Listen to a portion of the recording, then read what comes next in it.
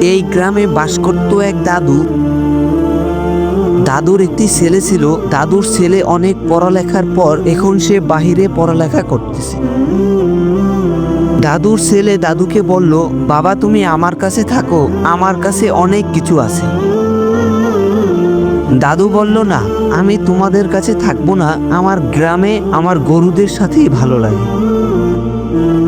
আমার গরু আমাকে অনেক দুধ দেয়, এগুলো আমি বাজারে বিক্রি করেই খাবো, আমি বাহিরে থাকবো না। তার ছেলে এই কথার উপর অনেক মন খারাপ করে। তার ছেলে মনে মনে ভাবল, বাবা গ্রামে কি পেয়েছে যে গ্রামেই থাকতে চায়। এসে দেখে আসলেই গ্রামে অনেক ভালো। তারপর থেকে সে গ্রামেই থেকে গেল। এভাবে তাদের দিনগুলো কাটতে লাগে। তারপরও তোমরা কেউ দাদু ও তার ছেলের জন্য লাইক সাবস্ক্রাইব করো।